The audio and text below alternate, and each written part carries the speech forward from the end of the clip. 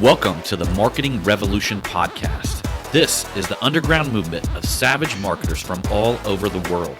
We are not Fortune 500 companies. We are real entrepreneurs with real businesses that have one major thing in mind: to set goals and devour them daily. Because we understand that everyone wants to eat, but only savage marketers are willing to do the hunt.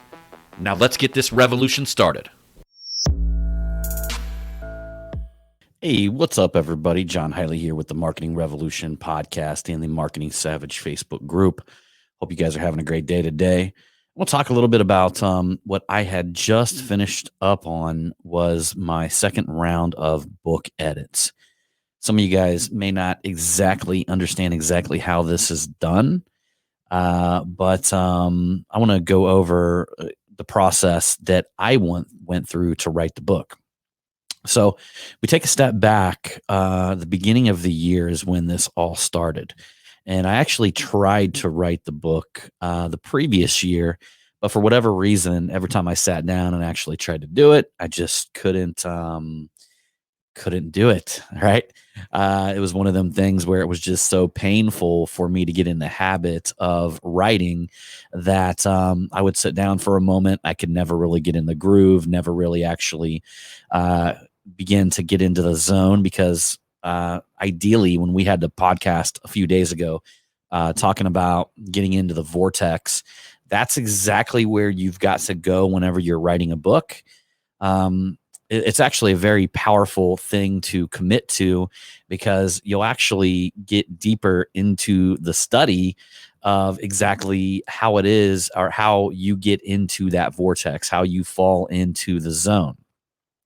But that being said, my first attempt was back in 2000, would have been 2019, and I could never really fall into the zone. I couldn't really get into the vortex. I want to say I probably had written maybe 3 to 4 pages, and then I just stopped. But I'm going to take a step back, because when I wrote the book this time, I actually started doing quite a bit of research pre-writing the book, meaning that there was a couple courses on there's an app that I actually use to let me think of what the name of that is. If that comes to me, I'll let you guys know. But there is an app that I use that I'll buy a lot of little courses and things like that. And I bought a couple courses with published authors who kind of went through the way they had written their books. And it gave me a good overall idea of how I needed to get started. And one of the things that you actually fall back to is that you start off the book by creating the entire framework of the book, meaning you actually write down the chapters, the sequence of how you're going to, how the book's going to go. And you write them chapters, creating a framework so you know exactly what you're going to have to write for each and every chapter. So you kind of start with the end in mind. I mean, how many times do we hear that? I mean, that's the old Stephen Covey, the 7 Habits of Highly Effective People, begin with the end in mind. So what do you do when you write a book? You start the structure, you get up there on a whiteboard, or you get a piece of paper out, and you write down what chapters you're going to need to complete to write the book. Some people like to speak their books into existence. So I'll give you an example. One of the things people can do, you can actually use an app called Rev. It's from rev.com, and that's an audio transcription app. And believe it or not, it has a built-in recorder. And there's some people that like to talk and speak their book into existence. And you can literally do that on your phone. You can have it transcribed, and then you can go through the series of having it edited, things like that. But now that's where I'm actually at in the process. So I'm on my second rounds of edits.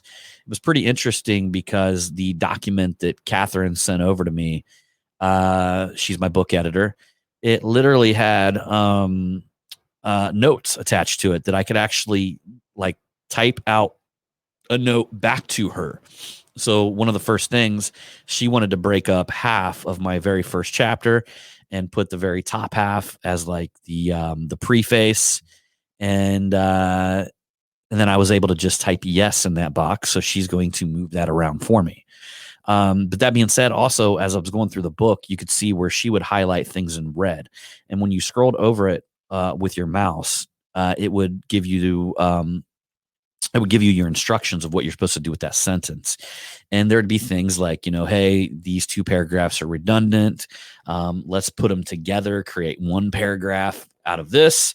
There would be things like, she would want me to clarify on certain paragraphs. So a lot of times you'll write one paragraph and then you'll go down 2 or 3 paragraphs and you'll think that the reader will be able to put 2 and 2 together, meaning whatever you're talking about in the 4th paragraph, they're going to remember from the 1st paragraph. But unfortunately, that's not how writing goes.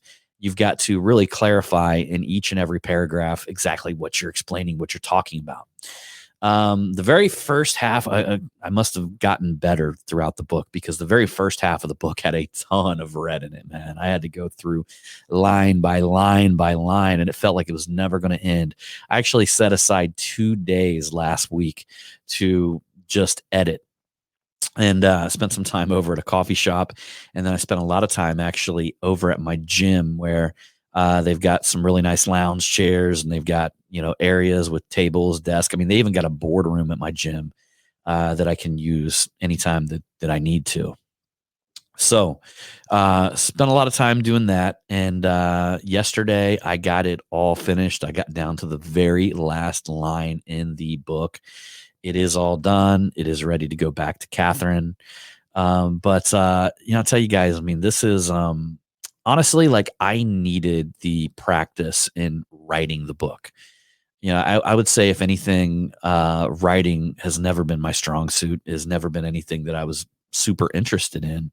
But it's one of them things where as I had gotten older, I enjoy reading, and I enjoy, even reading people's Facebook posts that are really good writers. And I started to have a desire to be that good, that individual who could write something that could inspire people. And the process of writing a book is almost like you're going to the mental gym on a daily basis, teaching yourself how to become better at this shit, right? How to become better at this shit. And man, I'm just so happy. I'm actually happy that I did not speak this one into existence. I'm already thinking about my second book, what I'm going to do there. And it's going to be really cool. It's going to be a much shorter book. But I'll give you guys a little hint. It's going to be a remake of a book that had came out in the early 1900s. So it's going to be kind of like today's edition, today's version of a book that came out in the early 1900s. Hopefully you guys will be able to guess what that book is, but I'm gonna have to hold that information back from you at this point, because I really want to wait to the perfect time to actually release it, and it's probably going to be after my book launch. So we were intending on trying to launch this around Christmas this year. I just don't think that that's going to happen with some of the delays that we've had. Some of the delays were on my end, some of the delays were on her end. But we are moving forward.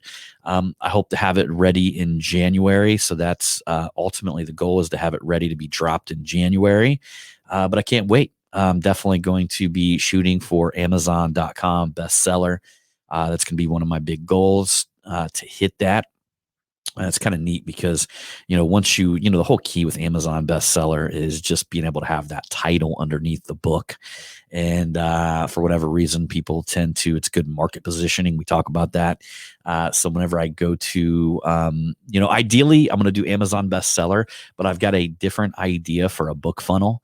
And we're going to talk about that in much more detail later. But I'm going to use the book. Ideally, you want to hit Amazon bestseller for the market positioning, meaning that you can, in all the copywriting and everything that you launch from that point forward, you're going to be able to use that positioning to sell the book in other ways. And I've got a very very strategic idea on how to sell the book.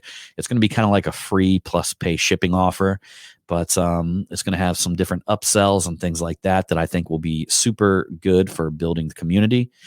because guys, I'm still working on having the Marketing Savage, the inner circle community. Not 100% sure if that's what I'm going to call it, but as of right now, that's what I'm kicking around, the Marketing Savage inner circle. I've also been thinking about Marketing Savage Academy. But to top it off, another thing that I'm planning on doing with this whole movement is creating I'm sorry, creating like like marketing events, right? So marketing contests and things that people can actually get involved in, or I want to say more along the lines of like marketing challenges, right? Like 30-day marketing challenges, 60-day marketing challenges, 90-day marketing challenges, things of that nature. So super exciting. The future is bright and fun and sunny. And I'm happy that you guys are along for the ride and you're going to be part of it. So, anyhow, everybody, I appreciate you for coming along on this Marketing Revolution podcast. And as usual, we'll see you on the next one.